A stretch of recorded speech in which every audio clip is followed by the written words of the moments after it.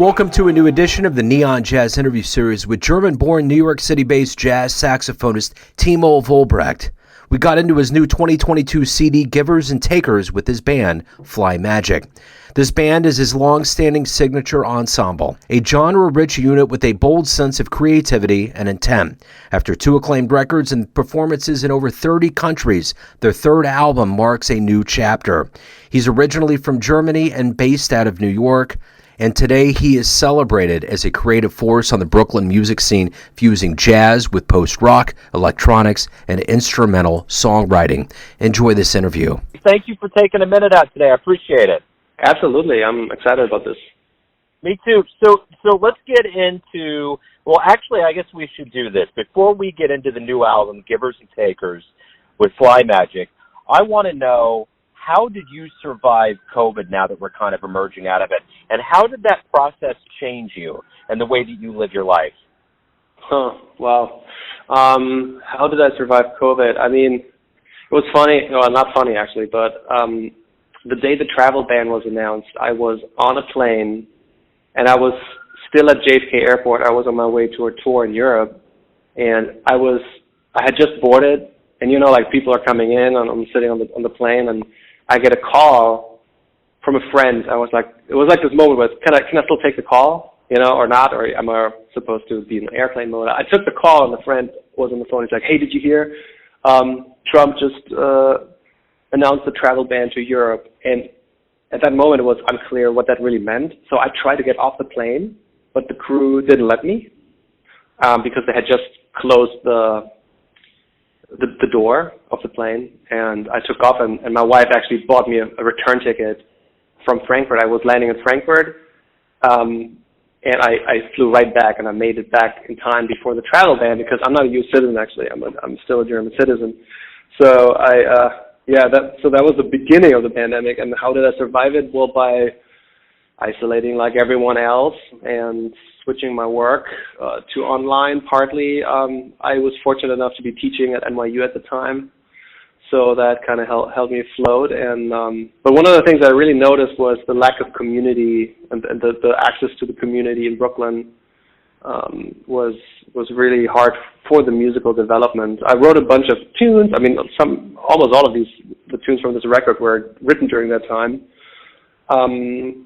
And, I had time to practice, but it was kind of a very lonely time in that sense because it really became super apparent to me how much of a community art praxis music is, Yeah, when this all happened, I really ramped up my interviewing, and I think the most desolate that I heard anybody on the planet, and there's people I talked to all over the world, was in Brooklyn, was, either there or in New York City. That was the place where I think things were kind of getting strangled in a whole different way. Although, New York's always been an epicenter, so why wouldn't it be during a pandemic? So talk to me. I mean, you said you penned these tunes during the pandemic. This has to be very relieving to actually release this and get it out. What's the general feeling about getting this out right now at the Chance of Live Music and just in general? Oh, I'm so happy it's out. I mean, the record was recorded toward the end of a pretty long tour that we had. It was a tour in Europe. We played in France, Austria, Ukraine, and Germany. And it was the first long, big tour after things had slowly started to open up. So it was just this, we were riding this wave of complete bliss and ecstasy in a way where the response of the audience really helped us shape the music, to be quite honest. And we were developing the music on the road as we spoke. And toward the end of it, we went to the studio for 2 days and recorded this music. So this comes out of this big high that we had of, making live music. And now it's almost a year later. So we recorded this toward the end of last year. And I'm super happy that it's out because, it's been a while since I put music out just because of the pandemic. And I'm happy to share this with the world. So the name of the album is Givers and Takers with your band Fly Magic. And I'm curious, I know this isn't something that you think about, musicians do all the time, but it has to be something that's on your radar, and it's this. What do you hope the listener gets from this album? I hope that it touches the listener and moves them in whatever way, you know. I mean, we put everything in our music, and we have our own associations with it, but wherever the listener is at in their lives or with their experiences, I just hope for them to connect to it in whatever way. And so I don't really want to prescribe any, I want the listener to get this specific thing out of it. It's really up to the listener. So talk to me a little bit about how these seeds of jazz were sprinkled. You know, I know you're originally from Germany, but how did this love of the craft become the career that you have today? Yeah. When I was a little kid, I had a toy saxophone. And my father was listening to jazz. I mean, my parents were listening to all kinds of stuff, but he had these Steps Ahead records, some Record Brothers. And when I was a kid and I had this toy saxophone, I was always like pretending I would be jamming out to these records. And I just remembered at some point I'd wanted a real saxophone. And that's how I started. I got some lessons and I immediately started, you know, improvising without really knowing that it was improvising, but I just started to jam out to these records, and that's still what I do. You know, I don't like to play to like play-alongs or like the iRealBook Pro, whatever. I just love to put on a record and play to it, and that's how I got into it. And then at some point I became more and more interested in the saxophone, and bought my first jazz CD, and just by complete chance, it was a Sonny Rollins album. And it just blew my mind. And that was the start. Now, let's take it a step further. What was the actual first live jazz show that blew your mind? Ooh, that's a good question. I mean, to be quite honest, the first jazz shows I had were local high school big band shows. And I just remember that, oh man, that tenor player who stood up, played the solo, and had this amazing sound. I wanted to do that. You know, that was the first thing. But I remember Bob Minzer came to a jazz club that's very close to my hometown. I'm from a small town near Hanover, Germany, West Germany, so not a lot of access to live venues, although some. But there was like this one venue that was pretty close at the jazz club called Minden, or in the town called Minden, where we're actually going to play next year. But I remember Bob Minzer playing there, and it was amazing. It was such an amazing experience, and it made me want to practice more. So I think that might have been the first jazz show I saw that really had a big imprint on me. So this is an interesting fact.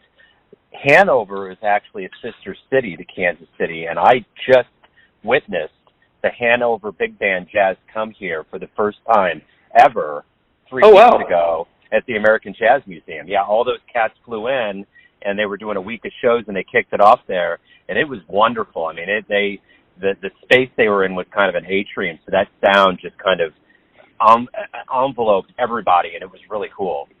Wow, that's amazing. I'm sure I knew some people in that band. Yeah, wow. Yeah, probably. Yeah, and I could just feel how excited and how exuberant they were to actually finally make the trip.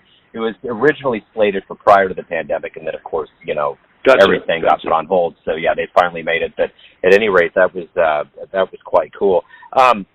So I'm curious with you, speaking of coming to the United States, you know, I'm always curious with international players if that's the dream. Was your dream growing up that you were eventually going to get to the point where you were going to come to the United States and this was going to be your home? No, not at all. I mean, partly. I did do a high school exchange year, and funny enough, it was in Wyoming. So I was, at the age of 16, I spent a high school year in Wyoming, and then I came back, and it was a great experience.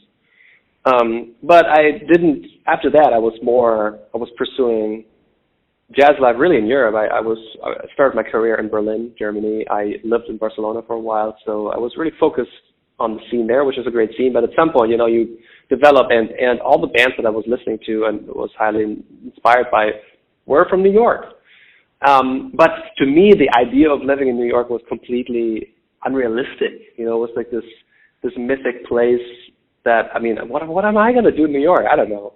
So, but I had a big interest. So at some point, I had my first trip there and checked out the music, and I was so into it. But at that point, I was still thinking it's totally unattainable to live there. But I did get the chance through a Fulbright scholarship to study at New York University, and it kind of it was basically the catalyst for 12 years in New York so far, and it's been an amazing ride, I have to say. And I just started as the director of jazz studies at Brown University, so I'm commuting in between Brooklyn and Providence, Rhode Island, which is a new experience, a new American experience, if you will. And I have to yet make it to Kansas City. I'm embarrassed to say it, but I have never been, and it's such an important city in jazz history. So, yeah, I'm a big Lester Young fan, I have to say. Oh, so, cool. Yeah, you would dig it here, yeah, for sure. So let me ask you this, in your capacity as an educator, you've been on a lot of stages, you've been around a lot of musicians, made a lot of albums.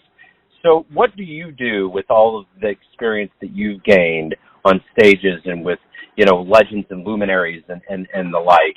What do you take from all of that and give to the younger players that you're around? That's a great question. To me, it's very important to be a practitioner as an educator, because I'm from the field, right? I'm from the stage, really, and so when I teach, I teach from the lens of a practitioner. So the way that manifests is through, a lot of times I really teach through doing, like experiential learning, as opposed to spending half an hour discussing the theory behind it. I was just like, let's just do it. Let's work it out on the bandstand. Let's work it out with our instruments, and if there are questions, we're going to address them. But I really try to not, it depends on the class, obviously. If I teach music theory, there's a little more talk involved, but I really try to have as much practical application as possible, and I think the lens of a practitioner gives me that perspective. So every day you wake up, you have the opportunity to do what you love. You get to be immersed in the music.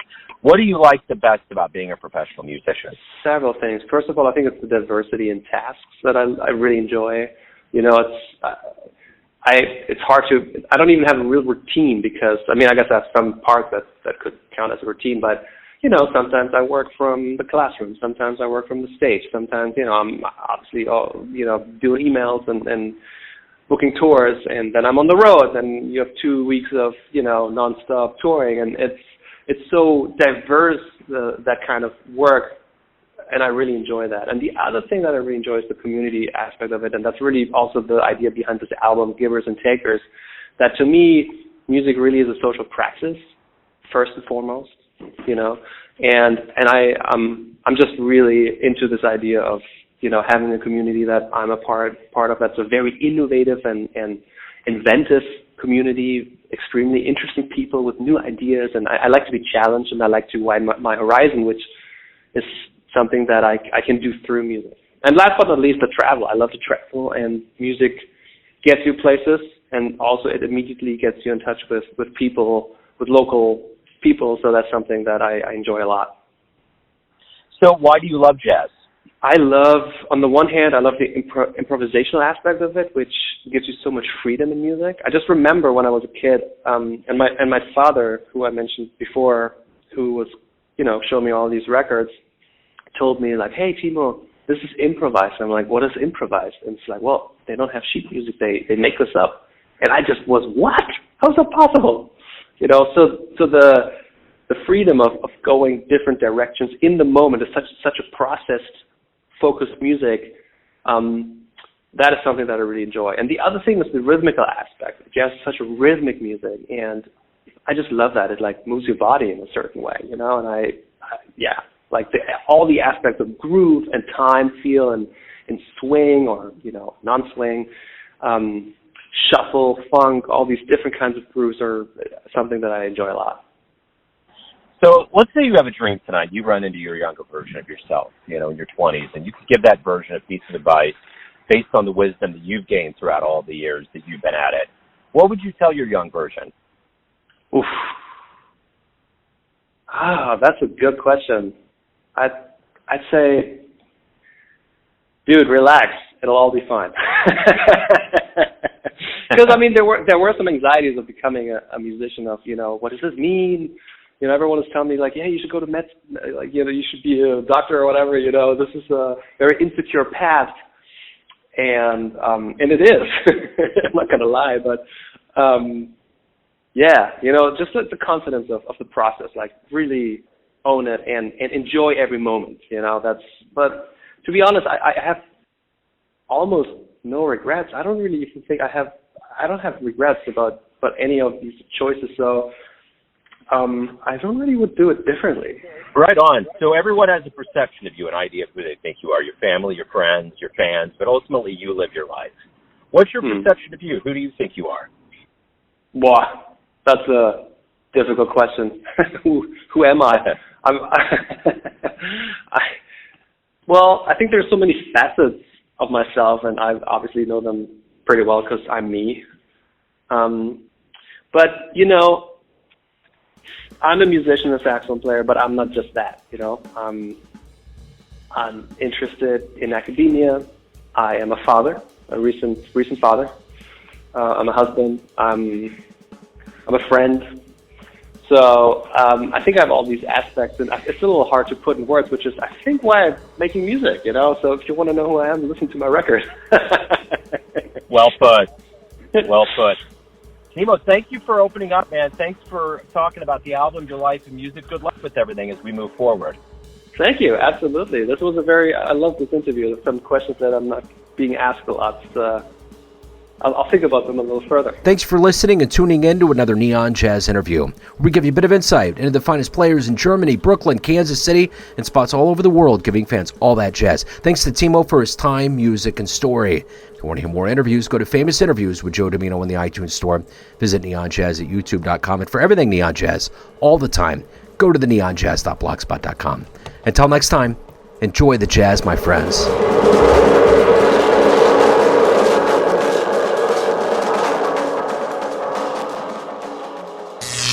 Neon Jazz.